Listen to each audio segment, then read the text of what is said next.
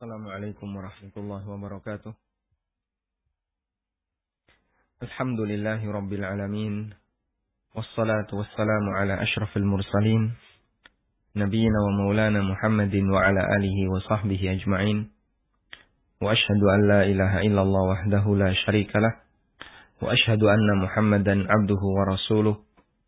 Sallallahu alaihi wa ala alihi wa sahbihi wa sallama tasliman katsira. Thumma amma ba'd. Alhamdulillah, kembali kita melanjutkan pelajaran kita dengan membaca buku Ada Apa Dengan Riba. Dan insyaallah kita akan membaca mulai dari halaman 168. Termasuk di antara praktek riba yang perlu kita kenali adalah hadiah dari bank. Ada beberapa kemungkinan ketika kita mendapatkan hadiah dari bank. Pertama adalah karena kita memiliki tabungan di bank. Ketika Anda menyetorkan uang Anda di bank, pihak bank berhak untuk memanfaatkan uang itu tanpa harus meminta izin nasabah. Karena regulasi di negara kita, tabungan nasabah menjadi propertinya bank. Dan bank memberikan jaminan kapanpun nasabah mengambil uangnya, pihak bank siap untuk mengucurkan dananya. Karena pihak bank berhak untuk memanfaatkan uang itu, maka hakikat dari rekening tabungan di bank adalah utang. Bank mendapatkan utang dari nasabah. Di bank-bank Saudi, produk tabungan diistilahkan dengan al-hisab al-jari. Hisabat al-jariyah. Atau mufradnya, bentuk tunggalnya adalah al-hisabul jari. Dan secara status sama persis seperti skema rekening bank di Indonesia. Dalam Juklak Panduan Perbankan Syariah yang dikeluarkan oleh AAOIV, Lembaga Internasional Standarisasi Produk Bank Syariah, di bab tentang Al-Qard, di sana dinyatakan hakikatul hisabat al-jariyah annaha qurudun fatatamallakuha al-muassasatu wa yathbutu mithluha fi zimmatiha. Al-hisabat jariyah atau rekening yang dimiliki oleh nasabah hakikatnya adalah qard, di mana lembaga keuangan syariah memiliki dana yang disimpan, atau di mana lembaga keuangan syariah memiliki dana yang disimpan dalam rekening giro yang dimiliki oleh nasabah dan menjamin dana tersebut menjamin dana tersebut dalam tanggungannya, sehingga dana tersebut aman. Jika nanti nasabah mau mengambilnya, dipersilahkan. Di sini yang perlu kita jadikan sebagai catatan adalah bahwa menabung itu sama dengan memberi utang. Meskipun nasabah barangkali tidak pernah merasa kalau dia sedang memberi utang kepada bank. Menabung sama dengan memberi utang.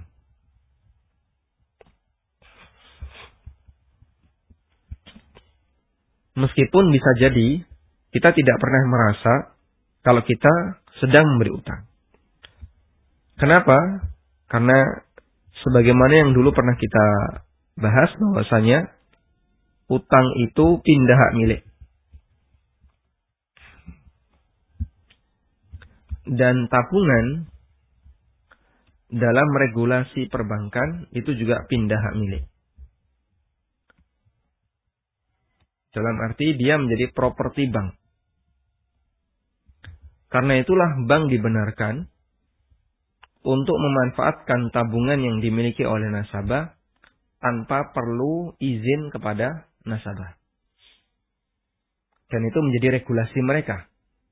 Karena tidak perlu izin nasabah, maka berarti tabungan itu menjadi miliknya bank. Seperti yang kemarin sudah pernah kita bahas, bahwa bentuk penyerahan uang ke orang lain, yang ada maksud untuk ditarik kembali. yang ada maksud untuk ditarik kembali. Ada 3 kemungkinan. Pertama, bisa bentuknya utang. Yang kedua, bisa bentuknya wadiah. Yang ketiga, bisa bentuknya investasi. Permodalan. Perbedaannya untuk utang dan wadiah adalah masalah pindah hak milik. Utang pindah hak milik. Kemudian wadiah tidak pindah hak milik. Investasi juga tidak pindah hak milik. Ini perbedaan antara utang, wadiah dengan investasi. Lalu bedanya apa antara wadiah dengan investasi? Padahal sama-sama tidak pindah hak milik. Bedanya adalah kalau wadiah tidak boleh digunakan oleh orang yang dititipi. Karena memang niatnya bukan untuk dikembangkan. Tapi niatnya hanya minta untuk dijaga. Sedangkan kalau investasi, niatnya untuk dikembangkan sehingga dimanfaatkan oleh pihak yang menerima investasi. Baik, insya Allah cukup jelas perbedaan antara wadiah dengan investasi. Kita fokus di posisi utang. Di posisi utang dan perbedaannya dengan wadiah adalah masalah perpindahan hak milik. Karena itulah wadiah tidak boleh dimanfaatkan tanpa seizin dari pemilik. Sedangkan utang dia boleh dimanfaatkan, penerimanya boleh memanfaatkan dana itu tanpa harus izin dari pemilik. Dan tabungan yang ada di rekening di bank, tabungan tadi sudah kita sampaikan, dia menjadi properti bank. Tabungan itu menjadi properti bank. Karena menjadi properti bank, maka berarti tabungan itu menjadi milik bank. Sehingga dalam juklak AOIV, dia akadnya adalah akad qard. Akadnya adalah qard, yaitu akad utang piutang. Karena itu, menabung sama dengan memberi utang. Baik, ini sebenarnya kesimpulan yang ingin kita ambil. Selanjutnya, mengingat rekening tabungan yang ada di bank adalah utang, maka hadiah yang diberikan oleh bank statusnya adalah hadiah karena akad utang. Dan itu termasuk riba yang terlarang. Karena dalam Islam, kita tidak diizinkan untuk mendapatkan manfaat dari utang sedikit pun. Sehingga kalau menabung adalah memberi utang, berarti menerima hadiah karena tabungan ini sama dengan menerima manfaat karena utang. Dan itu termasuk riba. Sebagaimana kaidah umum yang disampaikan oleh Fadhalah bin Ubaid, kullu qardin jarra manfaatan fahuwa riba. Semua utang yang memberikan keuntungan, maka keuntungan itu adalah riba. Al-Khalil mengatakan, wa haruma hidayatuhu wal ma'na anna man alaihi ad-daina yahrumu ayyuhdiya li sahibid daini hadiyatan wa yahrumu ala sahibid daini qabuluha. Dalam Mukhtasar Khalil dinyatakan haram menerima hadiah dari debitur ke kreditur. Maknanya bahwa siapa yang memiliki utang ke orang lain, misalnya ke si A, maka terlarang baginya memberikan hadiah kepada kreditur, yaitu ke si A, dan haram bagi si A untuk menerimanya. Keterangan yang lain disampaikan oleh Syekhul Islam, fanahan Nabi sallallahu alaihi wasallam al-muqrid an qabuli hadiyatil muqtarid qabla al-wafa. Nabi sallallahu alaihi wasallam melarang orang yang berutang menerima hadiah dari orang yang mengutangi. Ya. Saya ulang, al-muqrid, orang yang memberikan utang, terlarang untuk menerima hadiah dari orang yang berutang qabla al-wafa'i, sebelum pelunasan. Li'anna al-maqsuda bil hadiyah ay yu'akhkhira al-iqtida' wa in kana lam yashtarit dzalika. Karena tujuan hadiah adalah untuk mengakhirkan waktu pelunasan meskipun itu tidak disepakati di depan. Dan kita sangat memahami bank memberikan hadiah kepada nasabah sebagai bentuk terima kasih atas dana yang disetorkan nasabah ke bank. Dengan demikian, hadiah bentuk apapun, baik kaos, payung yang diberikan oleh bank atau merchandise yang lainnya, bahkan termasuk mushaf atau mukna yang kadang ditawarkan oleh sebagian bank, tidak boleh kita terima. Ya. Jika diberikan karena Anda menjadi nasabah bank, termasuk manfaat dari akad utang, dan itu tidak boleh diterima. Alhamdulillah. Insya Allah cukup jelas di bagian ini. Dulu sudah pernah kita sampaikan, saya ulang ya, tentang masalah hadiah karena utang. Hadiah karena utang ada 3 kemungkinan. Yang pertama adalah hadiah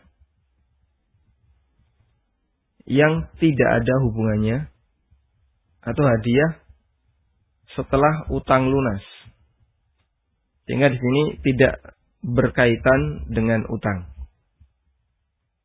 Hadiah jenis seperti ini boleh.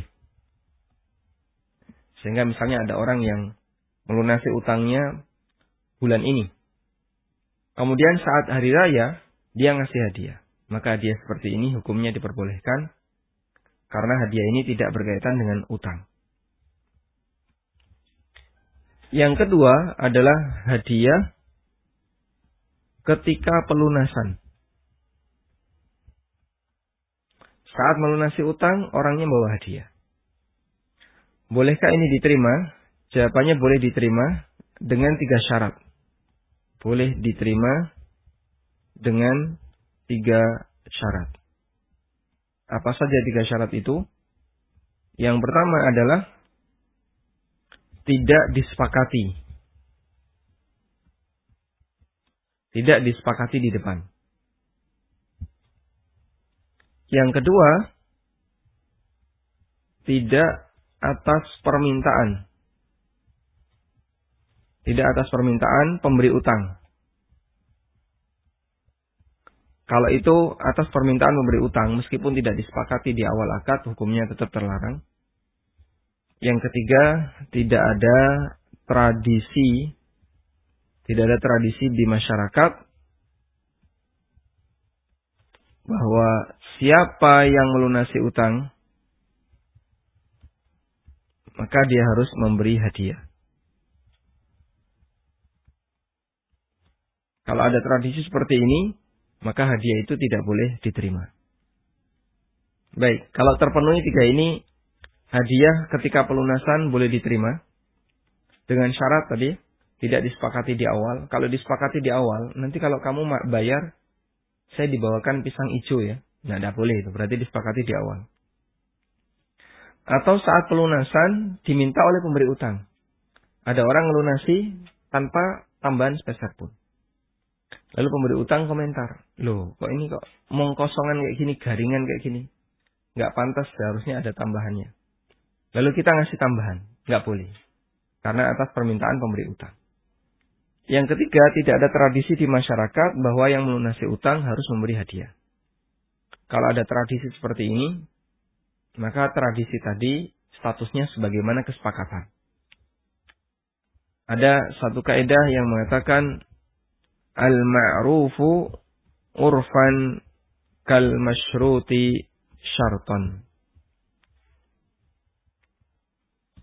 Apa yang menjadi urf sama sebagaimana yang menjadi kesepakatan. Baik, kemudian yang ketiga adalah hadiah sebelum utang lunas. Hadiah sebelum utang lunas. Ada fatwa yang disampaikan oleh Ibnu Umar. Hadiah sebelum utang lunas, saran yang beliau sampaikan adalah ditolak. Jika tidak memungkinkan untuk ditolak, maka boleh diterima. Tidak memungkinkan ditolak misalnya. Ketika ditolak bisa memicu permusuhan, atau hadiah itu sudah ditransfer duluan, maka boleh diterima, namun dihitung sebagai cicilan. Sehingga nanti mengurangi porsi utang. Misalnya utangnya 5 juta, lalu dia dikasih hadiah 500.000, maka utangnya jadi 4.500.000. Baik. Nah, jika ini bisa dilakukan di dunia perbankan, silahkan. Jadi misalnya Anda punya rekening di bank X, kemudian di bank X itu dia ngasih hadiah. Misalnya hadiah mukna. Muknanya bagus. Boleh nggak diterima? Jawabannya boleh, tapi seluruh rekening Anda dicabut. Pak, saya tutup rekening dulu, tutup buku, baru hadiah ini boleh saya terima. Ya, tentu saja bank nggak bakalan jadi ngasih. Karena dia ngasih, sebabnya adalah Anda punya rekening di situ, yang ada isinya. Atau yang kedua Anda terima mukna itu, Anda terima mushaf itu, lalu setelah diterima, ditanyakan ke teller, ini harganya berapa? Saya yakin teller nggak ngerti. Harganya berapa dia nggak tahu, karena dia memang bukan bertugas di bagian itu ya. Tapi Anda bisa minta kepada teller, bisa nggak saldo saya dikurangi seharga mushaf ini? Ada pilihan kayak gitu? Nggak ada. Ternyata pihak teller juga nggak bisa melakukannya. Loh, saya mengurangi saldo Bapak, alasannya apa? Karena kalau nggak ada alasan bisa berbahaya. Itu masuk kategori fraud. Akhirnya dibiarkan seperti itu. Sehingga kalau tidak bisa ditolak, atau kalau tidak bisa diterima namun dihitung sebagai cicilan, juga seluruh dana tidak mungkin ditarik, maka satu-satunya yang bisa dilakukan adalah ditolak. Mohon maaf, hadiah seperti ini tidak bisa kami terima. Wallahu a'lam. Baik, sampai di sini kita telah membahas tentang hadiah dari bank karena latar belakang kita memiliki rekening di bank. Berikutnya kita akan baca yang kedua, hadiah dari bank, namun bukan karena keberadaan rekening kita di bank. Bukan pula karena kerjasama yang menguntungkan dengan bank. Namun murni pemberian bank. Misalnya karena kita bertetangga dengan bank, lalu pihak bank memberikan makanan atau hadiah yang lainnya. Atau makanan ringan seperti permen dan air minum yang disediakan bank untuk semua pengunjung di kantornya. Aturan dalam masalah ini kembali kepada hukum penerima pemberian dari orang yang penghasilannya riba. Kita ulang, hadiah kecil yang diberikan oleh bank, ya. Misalnya permen yang disediakan untuk nasabah, kemudian air minum, lalu orang ketika antri di situ dia boleh mengakses makanan apapun di sana. Apakah ini boleh diambil? Jawabannya adalah kembali kepada aturan tentang menerima hadiah dari orang yang penghasilannya haram.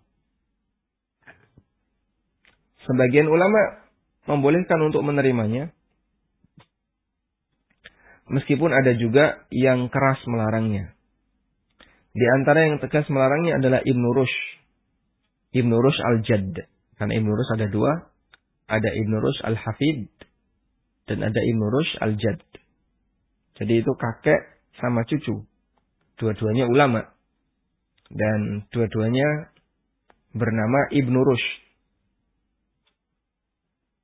Ibnu Rushd al-Jadd, kakeknya Ibnu Rushd penulis kitab Al-Bidayah, Bidayatul Mustahid. Ketika membahas masalah harta haram, beliau mengatakan,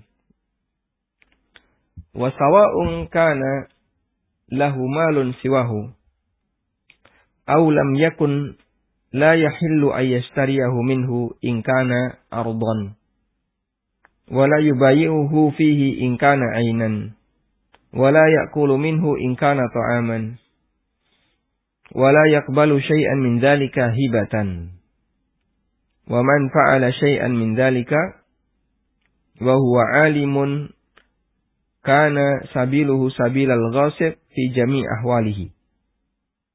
Baik. Ibnu Rushd Al-Jadd sedang membahas pemberian harta haram dari orang lain. Di sini beliau tidak membahas tentang riba semata, tapi semua harta haram dari orang lain.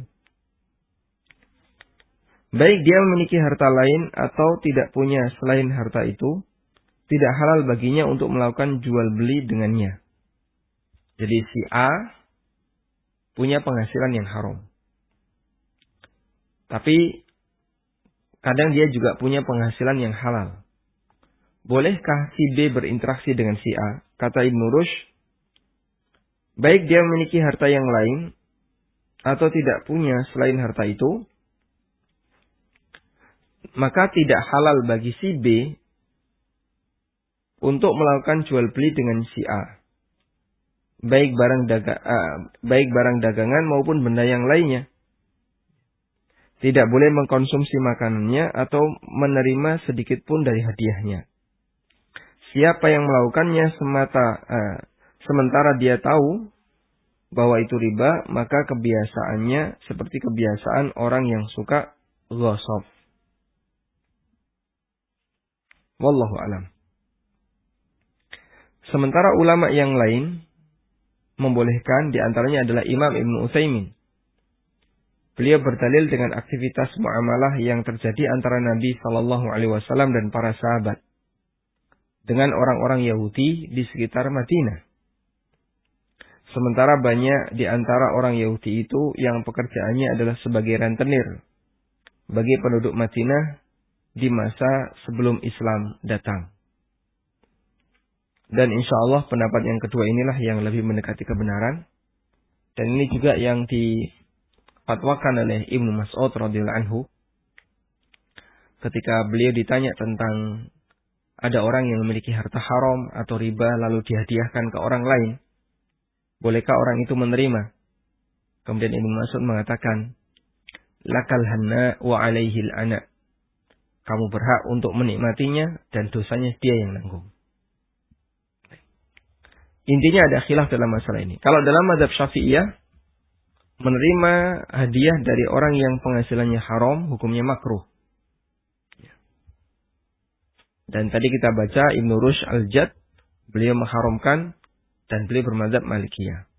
Ada khilaf di antara para ulama dalam masalah ini. Wallahu ta'ala a'lam. Baik.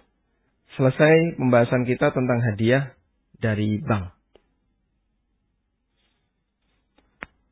Berikutnya, kita akan membahas yang ketujuh. Bagian yang ketujuh adalah utang uang dibayar emas.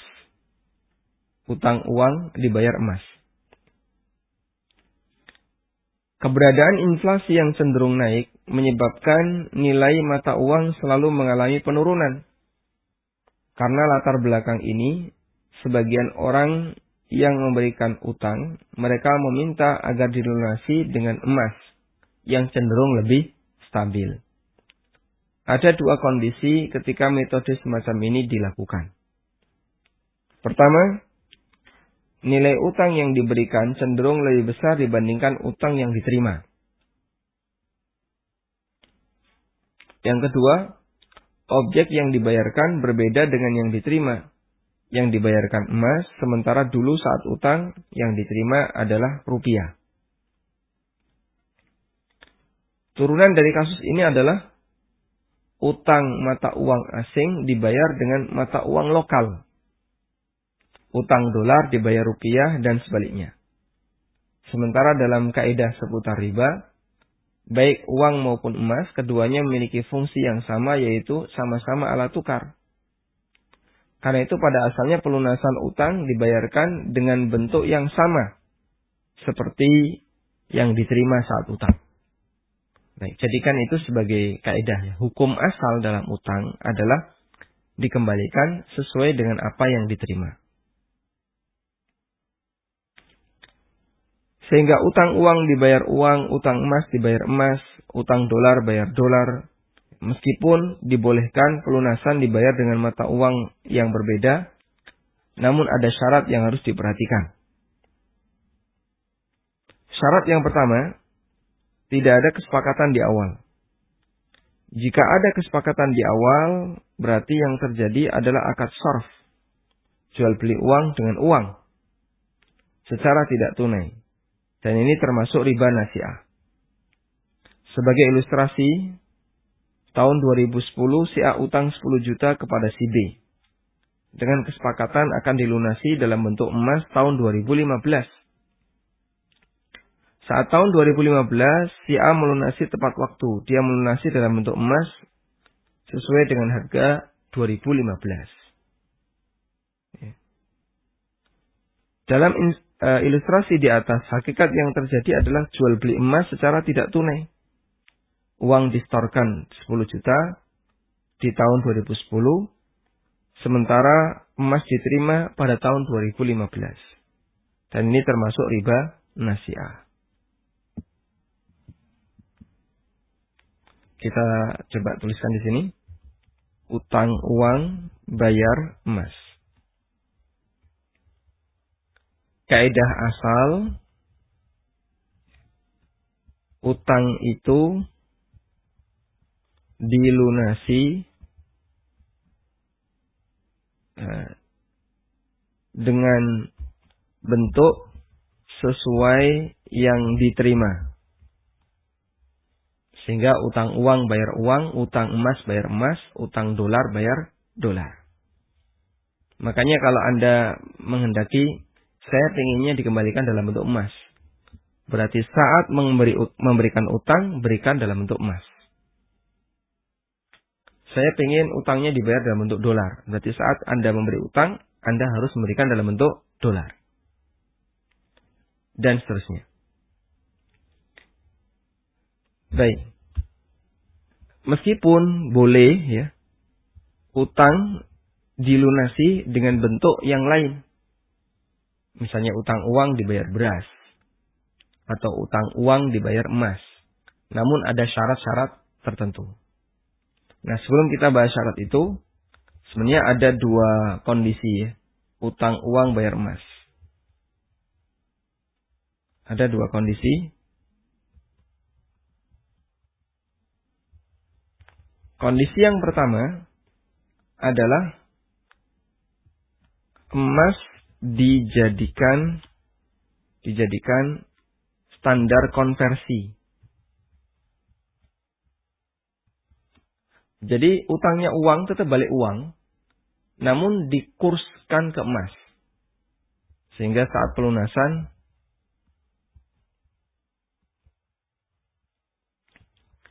uang dikurskan ke emas.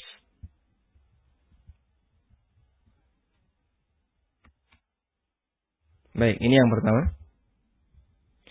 Yang kedua adalah objek yang dibayarkan berbeda. Pelunasan dalam bentuk emas.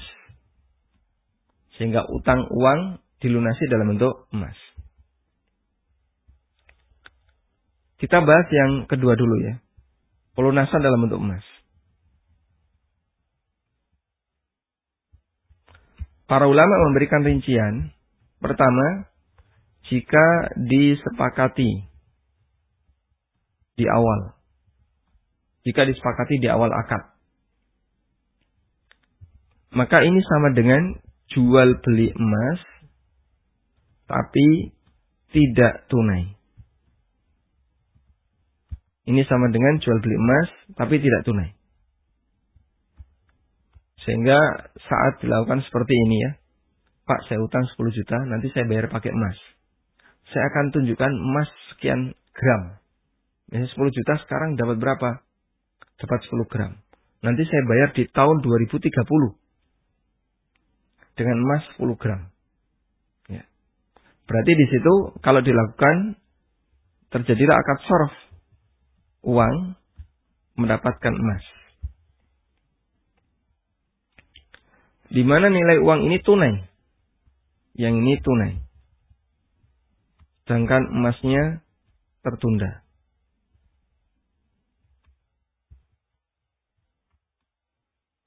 Ini bahkan sampai ganti tahun. Maka praktek seperti ini masuk kategori riba nasi'ah. Hukumnya dilarang. Baik. Yang kedua, ini tadi disepakati di awal akad. Yang kedua adalah tidak disepakati di awal akad. Tidak disepakati di awal akad. Sehingga tidak ada kesepakatan untuk nanti pembayarannya dalam bentuk emas. Maka yang terjadi adalah utang uang, bayar uang. Dibayar pakai uang. Utang uang, bayar uang. Tidak disepakati ketika akad. Namun saat mau pembayaran ternyata tidak ada uang. Adanya emas. Sehingga yang dijadikan sebagai alat bayar adalah emas dan bukan uang. Alat bayar utang. Apakah seperti ini boleh? Jawabannya ini boleh. Karena tidak ada kesepakatan ribawi. Dia tidak disepakati waktu akad. Sehingga tidak ada tukar-menukar uang dengan emas. Bahasa lainnya tidak ada jual beli emas secara kredit. Karena itu hukumnya diperbolehkan. Nah, masalah harga dengan harga emas sesuai masa sekarang. Sesuai waktu pelunasan. Baik. Maksudnya gimana, Pak? Misalnya ada orang utang 10 juta. Utang ya. Lalu dibayar pakai emas. Ini tahun 2010. Yang ini dibayar pakai emas 2015. Yang menerima utang bayarnya mau pakai emas. Karena dia nggak punya uang tunai misalnya. Akhirnya boleh nggak ini diterima? Jawabannya boleh. Cara konversinya gimana? Emas ini adalah emas senilai 10 juta. Emas ini untuk emas yang nilainya 10 juta. 10 juta saat pelunasan. Sehingga dia datang ke ATM misalnya. Saya mau beli emas senilai 10 juta. Atau emasnya yang dia miliki senilai 10 juta. Kembalikan. Sudah? Ini senilai 10 juta. Padahal kalau di masa silam, misalnya 10 juta ini 10 gram. Kalau di masa silam bisa dapat 15 gram. Di tahun 2010 dapat 15 gram. Tapi di tahun 2015 emasnya hanya dapat 10 gram. Hukumnya diperbolehkan. Karena dalam hal ini tidak ada riba nasi'ah. Dan pelunasan dalam bentuk emas itu sifatnya di luar kesepakatan. Sehingga sesuatu yang sifatnya insidentil ya. Di luar kesepakatan, bukan dari rencana awal. Itu tidak menyebabkan perubahan terhadap akad. Wallahu a'lam. Kita coba kembali lanjutkan pembacaan buku. Karena itu untuk membayar dalam bentuk yang berbeda tidak boleh disepakati di awal akad utang. Di sini tertulis akan, Anda bisa ganti yang betul akad ya.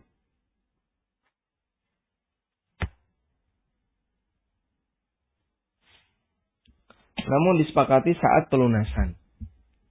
Dalam fatwa Islam dinyatakan ayyattafiqat tarfan inda aqdil qardi ala sadad bi umlatin ukhra fa hadha muharram li'anna haqiqatal muamalati hina idzin bai'u umlatin hadiratin bi umlatin ukhra muajjalatin wa hadha min riban nasi'ah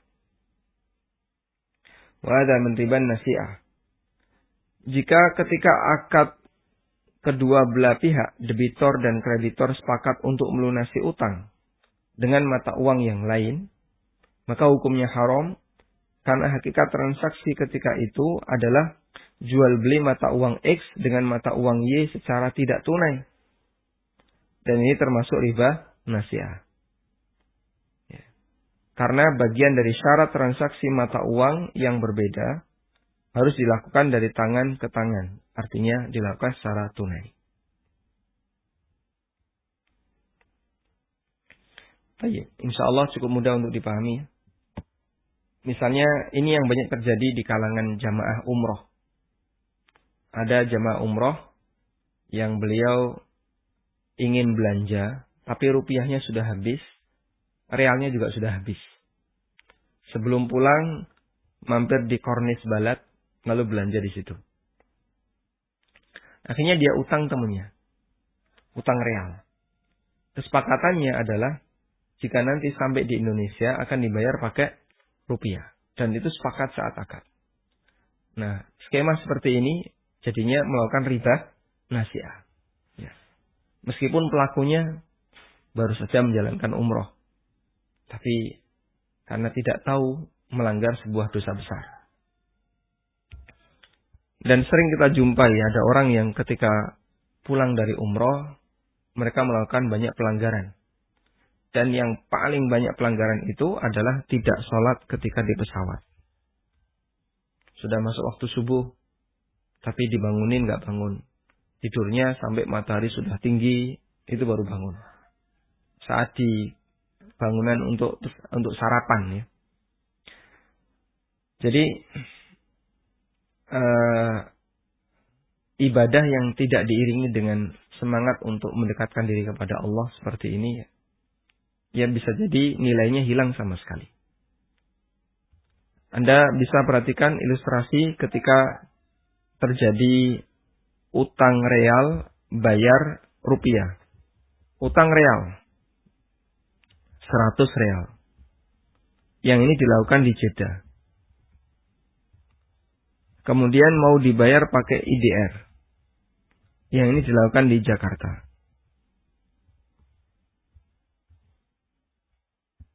Baik. IDR-nya berapa? IDR-nya menyusul sesuai dengan kurs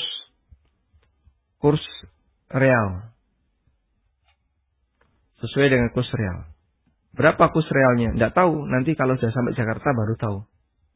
Nah, jika seperti ini dilakukan dan disepakati di awal, ini jadinya riba nasi'ah. Terus solusinya bagaimana? Solusinya kalau di Saudi sebaiknya utang rupiah. Dan di Kornis Balat, rupiah itu diterima. Sehingga boleh orang jajan pakai rupiah. Atau membeli sesuatu pakai rupiah. Boleh. Wallahu a'lam. Agar nanti ketika sampai di Jakarta dibayar pakai rupiah juga. Kalau uang rupiahnya masih ada. Nah, kalau uang rupiahnya nggak ada gimana? Utangnya utang real Saudi di Jeddah. Utang real Saudi di Jeddah. Maka di sini mau dibayar pakai IDR. Jangan dibayar pakai IDR. Bayar pakai real Saudi juga. Bayar pakai real Saudi di Jakarta.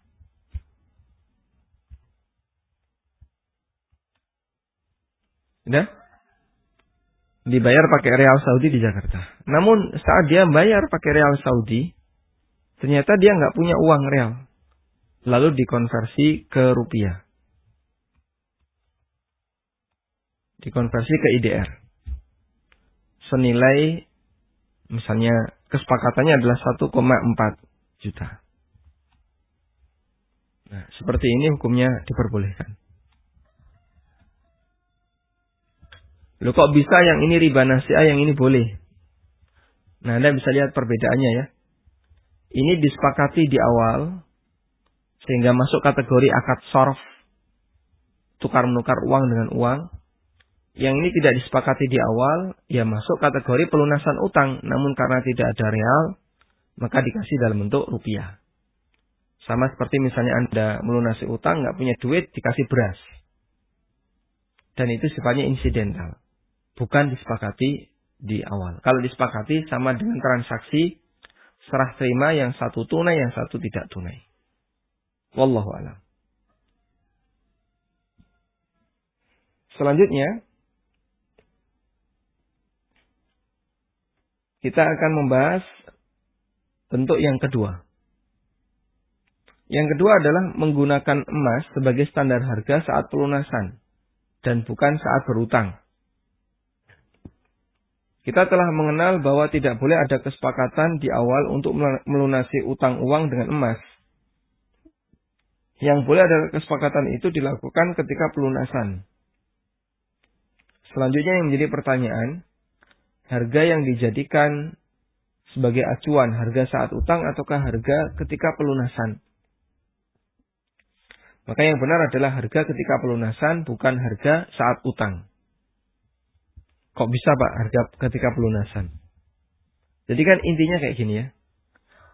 Utang 100 juta, berarti kan balik 100 juta. Kembali 100 juta. Sehingga tidak boleh ada kelebihan. Kalau menggunakan emas, misalnya ini selama 5 tahun ya. Selama 5 tahun. Utang 100 juta harus kembali 100 juta. Jika dikonversi ke emas, maka ini nanti bukan 100 juta lagi. Kembalinya di sini. Karena dikonversi ke emas, bisa di bagian ini ekivalen dengan misalnya 110 juta. Nah, yang jadi pertanyaan adalah kelebihan 10 juta. Kelebihan 10 juta ini adalah riba. Karena itu melebihi dari nilai utang dan dia disepakati di awal bahwasanya nanti pelunasannya adalah menggunakan kurs waktu pelunasan. Wallahu a'lam.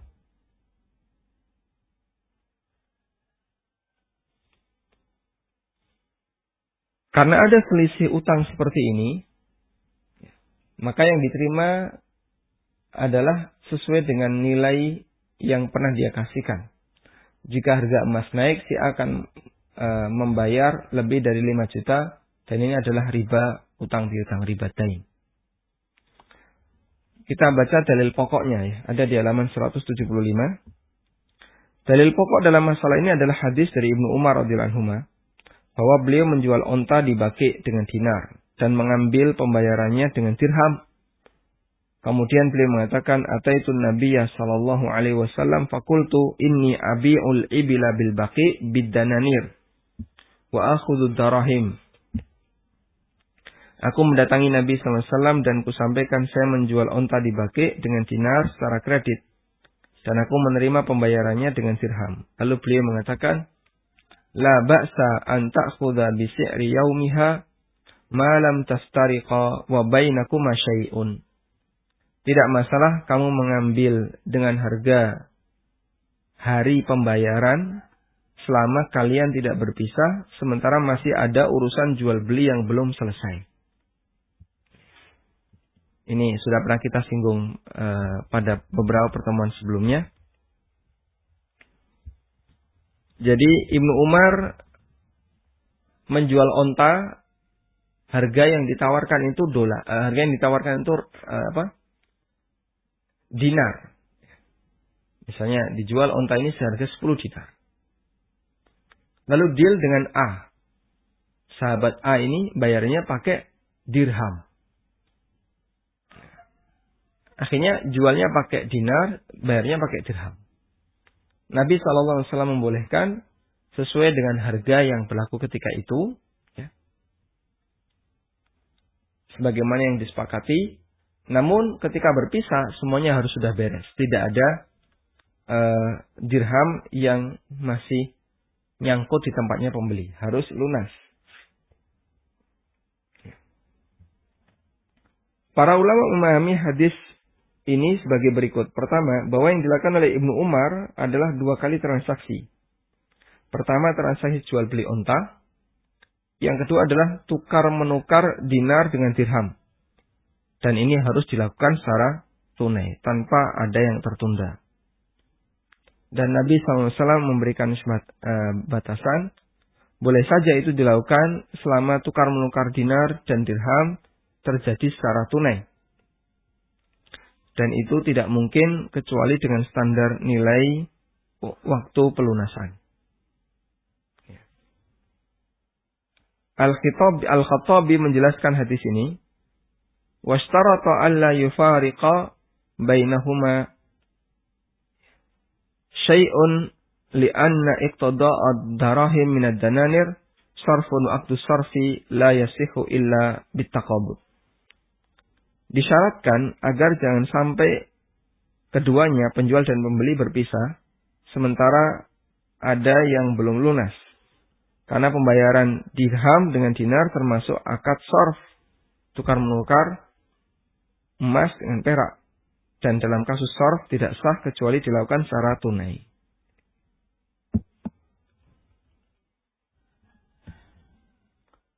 Insyaallah ini mengulang yang sebelumnya. Kita coba tuliskan di sini ya. Jadi utang uang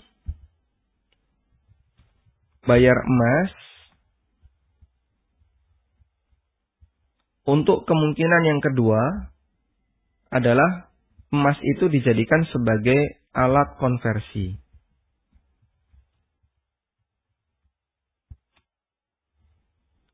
Realitanya ketika ini dilakukan adalah pembayaran jadi lebih besar. Misalnya utang 100 juta, tadi jadi 110 juta. Nah, kelebihan ini termasuk di antara bentuk riba fadl atau riba jahiliyah. Riba yang disebabkan karena utang piutang. Hukumnya tidak diperbolehkan. Tapi jika utang uang bayar emas, dan diniatkan di situ adalah nanti yang akan distorkan adalah emas. Jika pembayaran dalam bentuk emas.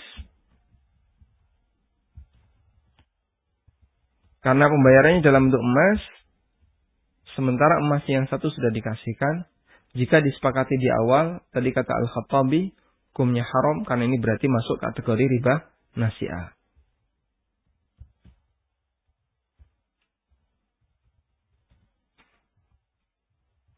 Ini sama dengan riba nasi'ah. Wallahu a'lam. Dan di sini juga saya cantumkan fatwa dari Darul Ifta. Fatwa dari Darul Ifta, coba kita baca ya. Darul Ifta Yordan. Di halaman 177.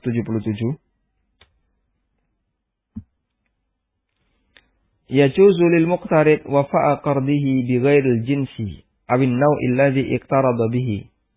Kadzabi badalan minal awraqin naqdiyah walakin bi syartain. Boleh bagi orang yang berutang untuk melunasi utangnya dengan selain mata uang yang dia terima ketika utang. Seperti emas sebagai ganti mata uang. Hanya saja dengan dua syarat. Yang pertama, alla yakuna qad sabaqal ittifaqu ala hadzal amri. Tidak didahului dengan kesepakatan sebelumnya untuk bentuk pelunasan ini. Memiliki kesamaan dengan celah riba. Namun baru disepakati ketika pelunasan karena kesepakatan untuk pelunasan dengan emas sebagai ganti uang tanpa diserahkan langsung, termasuk riba nasi'ah. Jadi tadi sudah kita tulis ya. Kalau disepakati di awal,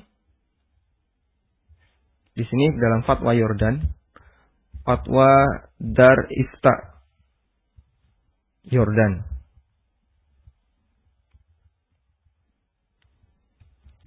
Jika pelunasan dalam bentuk emas itu disepakati di awal, maka ini masuk kategori riba nasi'ah. Kemudian yang kedua harus mengacu pada harga emas waktu pelunasan, bukan waktu utang. Model seperti ini tadi, utang 100 juta harus kembali 100 juta. Ini kaidah bakunya. Tapi mau dikonversi ke emas. Boleh, tapi konversi ke emas ketika pelunasan. Maksudnya gimana? Uang 100 juta itu dipakai untuk beli emas. Dapat berapa? Kasihkan. Bukan emas di masa silam. Oh enggak, saya maunya emas di tahun 2010. Ini 5 tahun ya, ini 2005. Yang ini 2010. Dalam waktu 5 tahun. Di rentang 5 tahun itu, mereka ingin, atau terutama yang memberi utang ya.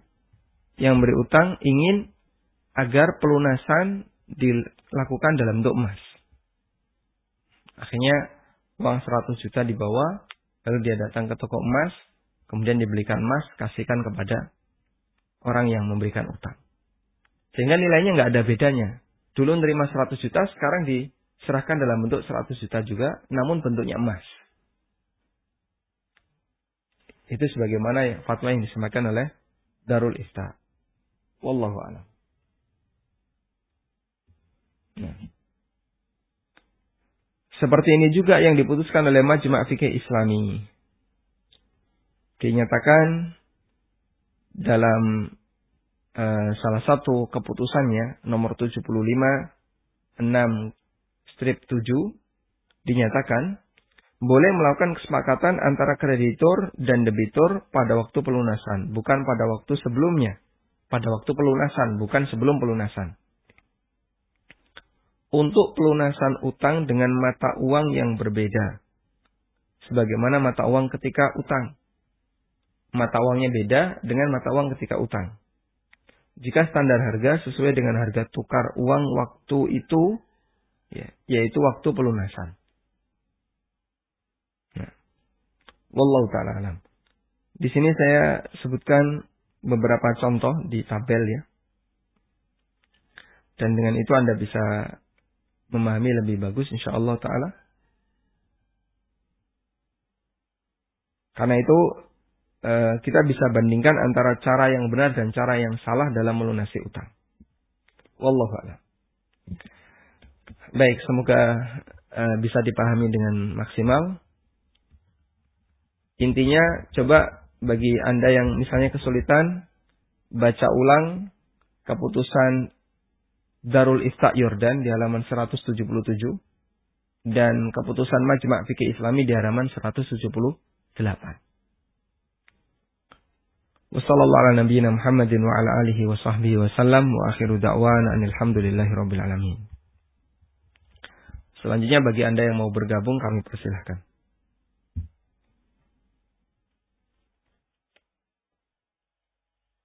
Bismillah. Ustaz, bagaimana dengan cindera mata dari bank ketika pelunasan haji berupa perlengkapan haji? Dari panitia haji biasanya dianjurkan untuk membayar haji di bank syariah dan akan mendapatkan cindera mata berupa perlengkapan haji dari bank tersebut. Jazakallahu khairan. Wa jazakallahu khairan. Hadiah haji untuk para calon haji yang dia melunasi biaya haji melalui bank tertentu, kemudian dia dikasih hadiah. Wallahu a'lam, uang itu mengendap di bank tadi dalam waktu yang cukup lama. Sehingga dari dana itu, bank punya properti yang banyak. Akhirnya, ya meskipun kita tidak namakan itu sebagai utang dari nasabah, akhirnya kemudian bank ngasih hadiah. Wallahu a'lam, kami beri saran, ya, jika bisa tidak diterima, sebaiknya tidak diterima. Kalau nggak bisa, Pak, ini wajib diterima, Pak, ini dari pemerintah. Atau kami kasih untuk Bapak. Maka silahkan diterima, tapi nanti Anda bisa serahkan ke fakir miskin atau siapa. Ya dalam rangka untuk menghindari potensi hadiah disebabkan karena akad utang piutang. Wallahu a'lam.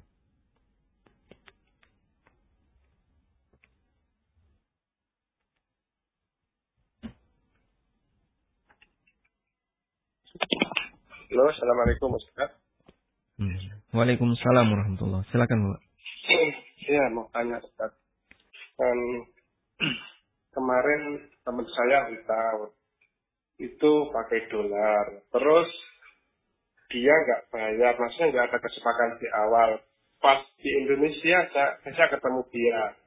Terus dia bayar, dikonversi ke rupiah, tapi dicicil. Tapi seumpama nggak dicicil, dia nanti takutnya saya nggak bayar, terus dia dicicil sedikit-sedikit saya terima. Itu apakah termasuk riba, Ustaz? Baik. Satu lagi, Ustaz. Utangnya dalam bentuk dolar, Pak ya? Iya. Terus dia nggak ada kesepakatan di awal untuk dibayar di rupiah. Terus ketemu lagi di Indonesia, dibayar lagi pakai rupiah. Terus dia dicicil. Saya takutnya kalau dia nggak dicicil, dia nanti nggak bisa bayar dalam jumlah banyak begitu. Saya terima sedikit-sedikit. Baik. Satu lagi, Ustaz. Halo? Silakan, Pak. Masalah waris kemarin, Ustaz. Kan begini, apa itu? Saudara dari mertua saya yang anaknya perempuan itu sudah meninggal semua. Tapi meninggalnya setelah mertua saya meninggal. Apakah juga mendapat warisan juga? Atau termasuk keponakan itu dari arham itu, Ustaz? Yang kemarin saya tanyakan itu. Baik. Karena kemarin data kami sudah tidak ada, Pak. Oh ya, begini ceritanya kemarin kan sebuah keluarga pasti waris. Terus mertua saya itu sudah meninggal. Terus warisannya itu bagi setelah mertua saya itu meninggal. Terus mertua saya itu anaknya perempuan 2.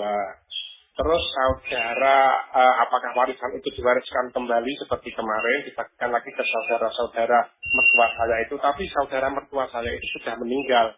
Tapi meninggalnya setelah mertua saya meninggal. Apakah keponakan itu juga dapat warisan, Ustaz? Meninggalnya setelah? Meninggalnya setelah mertua saya meninggal. Mertua saya meninggal, baru saudara-saudaranya itu mengikuti meninggal. Keponakan itu apakah juga termasuk mendapat warisan atau dari arham? Baik. Insya Allah kami paham, Pak. Oh iya. Jazakallahu khairan, Ustaz. Jazakallahu khairan. Assalamualaikum warahmatullahi wabarakatuh. Waalaikumsalam warahmatullahi wabarakatuh. Gambarannya kayak gini ya. Kalau kita buat bagan turunan keluarganya, A dan B anggaplah memiliki 4 anak PQRS. Lalu P punya anak X dan Y misalnya.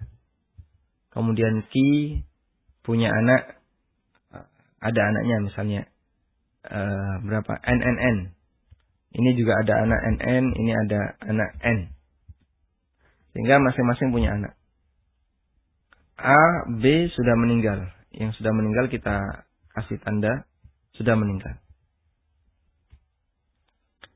Kemudian setelah A, B meninggal, lalu P meninggal, Q meninggal, semuanya meninggal.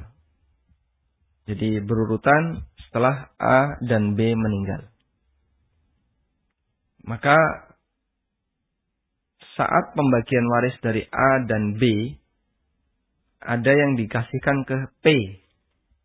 Ada yang dikasihkan ke Q, R, dan S. Nah, ketika dilakukan pembagian waris, P, pertanyaannya adalah, apakah Q, R, dan S ini masih hidup? Kalau Q, R, dan S juga sudah meninggal, jadi gini, saat P meninggal, apakah Q, R, dan S masih hidup? Kalau Q, R, dan S masih hidup, berarti saat P meninggal, karena kedua anaknya hanya perempuan, maka sisanya diberikan ke Q, R, dan S. Jika Q, R, dan S sudah meninggal, maka diberikan ke anak-anaknya. Bingung ya, kita kasih tahun saja ya. P meninggal tahun, atau A dan B, keduanya meninggal di tahun yang sama, 2010. Ya, biar lebih ringkas, di tahun 80 misalnya. P meninggal di tahun 90. Lalu setelah itu Q meninggal di tahun 95. R meninggal di tahun 97. Dan S meninggal di tahun 99. Jadi meninggalnya secara bertahap seperti ini. Misalnya ya. Nah, saat A dan B meninggal di tahun 80, tidak ada warisan yang dibagi. Sehingga warisannya ditunda pembagiannya dalam waktu yang sangat lama. Sampai akhirnya P ini meninggal, I meninggal, dan sampai S juga meninggal semua. Baru dilakukan pembagian waris. Baik. Dari total hartanya P saat dia meninggal, X dan Y dapat 2/3. Anak perempuan yang lebih dari 1. Sisanya diberikan ke saudara-saudaranya P. Ini dapat sisa. Sehingga dia dapat 1/3. Dibagi sesuai dengan porsi laki dan wanita. 2/1. Baik. Lalu setelah harta warisan P dibagi, harta warisan A dan B juga dibagi. Menyusul belakangan. Nah, ketika A dan B harta warisannya dibagi, kan ada yang turun ke P itu. Yang turun ke P, turun ke anaknya, dikasih 2/3. Sisanya diserahkan ke Q, R, dan S. Bagaimana kalau Q, R, dan S meninggal? Jadi, warisannya dibagi tahun 2000. Dibagi tahun 2000 misalnya. Berarti Q, R, dan S ada hak terhadap jatah ini ya, yang dibagi di tahun 2000. A dan B memberikan warisan kepada P. Meskipun P sudah meninggal, karena tertunda ini pembagiannya. Kemudian diserahkan ke anaknya. Nah, saat diserahkan ke anaknya, anaknya dapat 2/3. Sisanya diberikan ke Q, R, dan S. Nah, Q, R, dan S kan semuanya sudah meninggal nih, karena pembagiannya tahun 2000. Maka diserahkan ke anaknya. Wallahu a'lam. Itu yang saya pahami. Sehingga metode ngitungnya gini saja ya. Anda hitung sesuai dengan orang yang meninggal. A, B meninggal. Baik, A, B meninggal, asumsikan yang lain semuanya masih hidup. Sesuai dengan urutan ini. Nah, kemudian dihitung warisan A, B. Sudah? Ada yang lari ke C, ada yang lari ke Q, ke R, ke S, ke anak-anaknya juga ada yang dapat. Sudah, setelah itu dilakukan pembagian waris untuk siapa yang meninggal berikutnya. P. Oh, P meninggal. Nah, oleh P, pembagian warisnya seperti ini. Setelah itu baru Q. Dan begitu seterusnya. Sehingga nanti urutan 4 bersaudara ini, S akan mendapatkan warisan dari R. R juga dapat warisan dari Q. Q dapat warisan dari P. Dan Q, R, S semuanya dapat warisan dari P. R dan S dapat warisan dari Q. Sesuai dengan urutan meninggalnya. Ini dengan asumsi seluruh anaknya perempuan. Tapi kalau ada anak yang laki-laki, maka saudara nggak dapat warisan. Wallahu a'lam. Nah.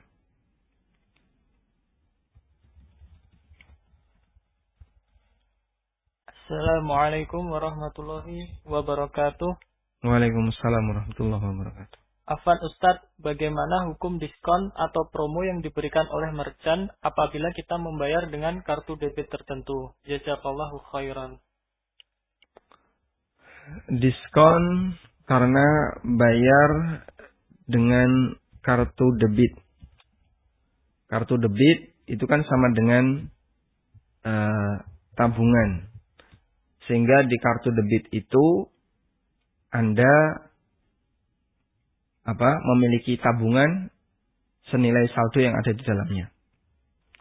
Dan tabungan ini sama dengan utang. Utang yang diberikan oleh nasabah kepada pihak bank. Karena itulah jika dikasih diskon disebabkan bayarnya pakai kartu debit, maka sama dengan diskon karena utang. Bapak silakan pakai kartu A, kalau masuk loan di bandara ini nanti dapat diskon 10%. Lalu saya masuk pakai kartu A, kartu debit A, saya dapat diskon 10%. Nah, diskon itu adalah diskon yang disediakan oleh pihak bank untuk para merchantnya agar mempengaruhi merchant-merchant yang agar mempengaruhi bank yang atau mempengaruhi nasabah untuk menabung di bank. Wallahu a'lam.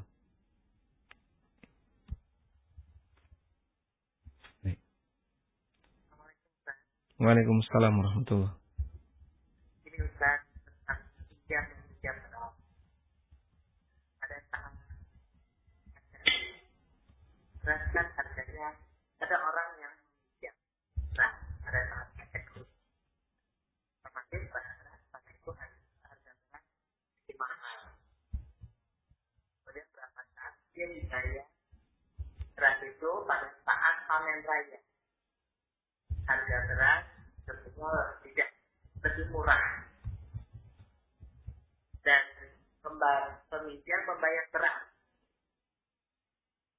Secara logika, Ustaz, berarti si kreditur ini rugi ya, Ustaz.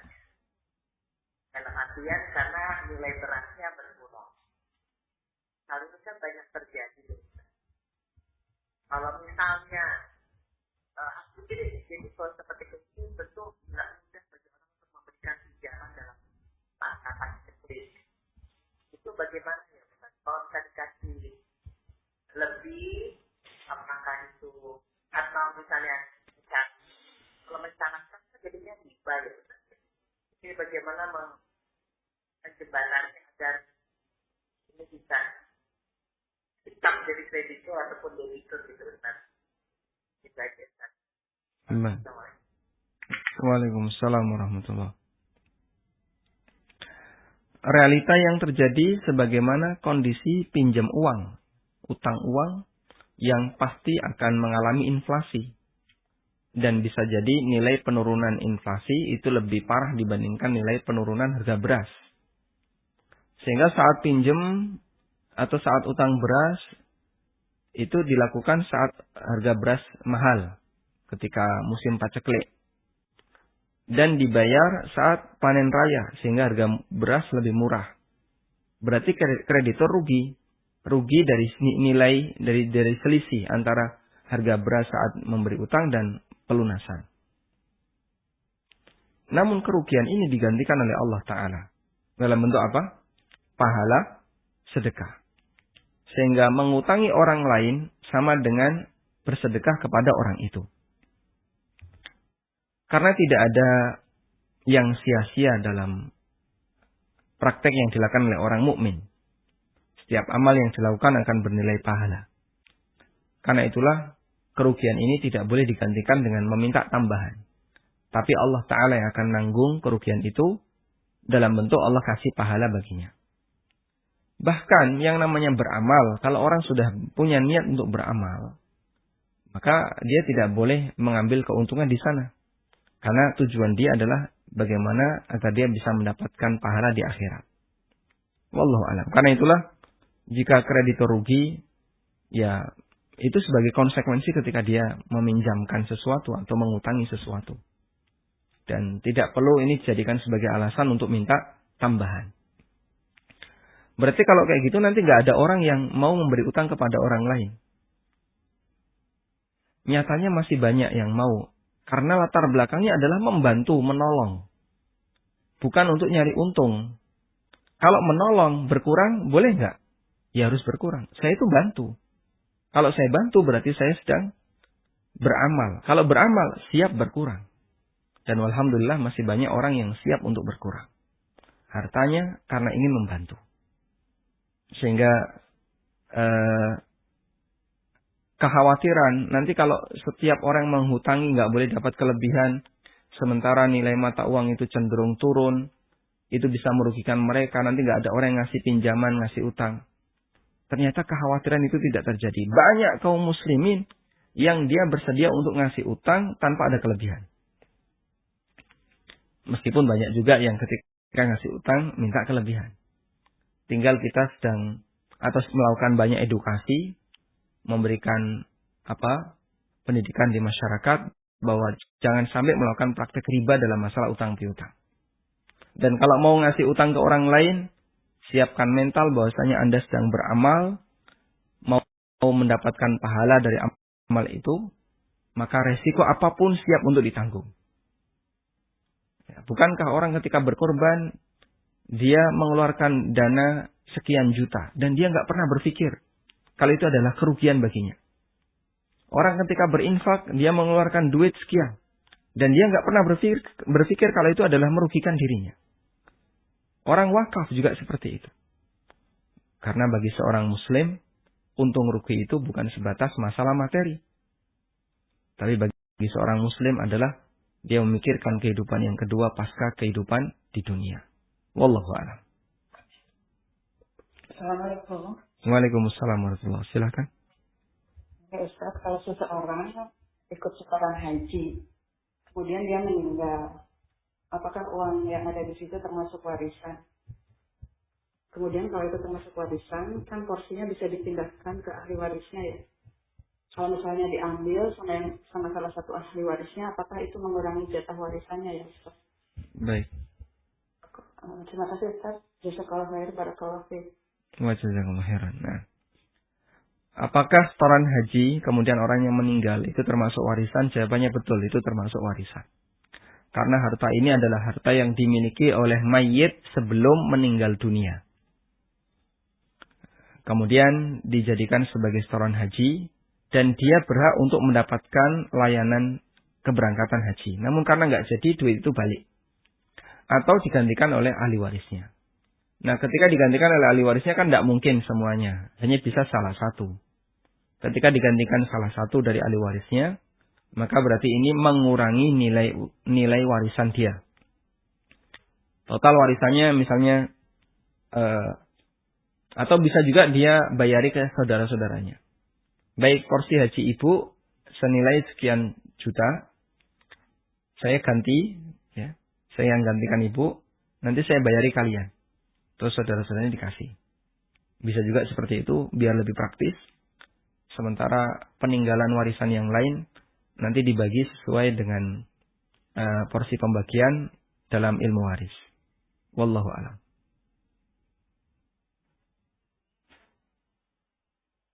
Bismillah. Apakah bekerja sebagai marketing tanah makam muslim dalam kurung swasta penghasilannya halal? Bekerja sebagai marketing tanah makam muslim. Baik. Menjual tanah makam termasuk transaksi yang diperbolehkan. Karena di antara lahan yang boleh diperjualbelikan adalah lahan yang digunakan untuk sesuatu yang sifatnya mubah. Dan makam itu termasuk sesuatu yang sifatnya mubah. Baik untuk dijual maupun disewakan. Terkadang makam juga disewakan. Dalam kurun waktu misalnya 5 tahun. Nah 5 tahun nanti kuburannya akan digali. Kalau sudah bersih, tidak ada sisa-sisa fisik manusia, kecuali hanya tulang-tulang kecil saja, maka diambil kemudian dipindah ke tempat yang lebih aman misalnya. Seperti di makam baqi. Ya. Makam baqi itu karena saking banyaknya orang yang dimakamkan di situ, sehingga bergantian. Dan biasanya untuk rentang usia selama sekian tahun. 5 tahun atau berapa begitu. Kemudian digali, kalau tinggal serpian-serpian kecil, dibungkus jadi satu, kemudian dipindah. Wallahu a'lam. Karena itu, jika ini adalah objek yang halal untuk diperjualbelikan dan halal untuk disewakan, maka menjadi makelar di situ juga diperbolehkan. Wallahu a'lam. Silakan. Assalamualaikum Ustaz. Waalaikumsalam warahmatullahi wabarakatuh. Silakan Pak. Ustaz, dua pertanyaan Ustaz. Nah, Iya. Yang satu cuma mengingatkan Ustaz, tadi ada Bapak yang bertanya tentang utang yang dolar terus dibayar rupiah itu belum, yang dengan cara mencicil itu belum Ustaz jawab Ustaz. oh, Masya Allah. Terus yang kedua Ustaz, tentang wadiah ya doman itu ada wujudnya enggak sih Ustaz? Baik. Yang dipromosikan bank-bank syariah itu. Baik. Ya, saya kira itu Ustaz. Jazakallahu khairan. Wa jazakallahu khairan. Nah. Baik, dibuka NDA, Pak. Ya, stay di NDA ya. Utang dolar bayar rupiah dicicil. Hukumnya terlarang, Pak. Ini masuk kategori riba nasi'ah. Sehingga kalau pertimbangannya, ini kalau tidak saya terima untuk dicicil, nanti dia nggak bayar-bayar. Berarti minta kepada dia untuk konversi ke dolar. Saya maunya dibayar dolar. Kalau tidak dibayar dolar, saya nggak mau. Silahkan. Itu karena dulu utangnya dolar. Misalnya $1.000 ya. Maka dibayar bisa $100. Kalau dia ngasih rupiah, suruh dia beli dolar. Dia beli dolar dulu, baru diserahkan ke Anda dalam bentuk dolar. Sehingga utang dolar dibayar dolar dengan cara dicicil. Boleh. Utang dolar bayar dolar dicicil. Ini boleh. Tidak ada riba di situ. Sebagaimana utang rupiah bayar rupiah dengan cara dicicil. Tapi kalau utang dolar bayar rupiah dicicil, ini riba nasi'ah. Karena berarti di situ ada akad sharf, yaitu mengalihkan dolar ke rupiah tapi tidak tunai, dan kalau tidak tunai masuk riba nasi'ah. Wallahu a'lam. Baik, demikian yang bisa kita bahas, dan saya lupa untuk pertanyaan Bapak yang kedua ya. Wassallallahu ala nabiyyina Muhammadin wa ala alihi wa sahbihi wasallam wa akhiru da'wana alhamdulillahi rabbil alamin. Subhanakallahumma wa bihamdika asyhadu an la ilaha illa anta astaghfiruka wa atubu ilaik. Wassalamualaikum warahmatullahi wabarakatuh.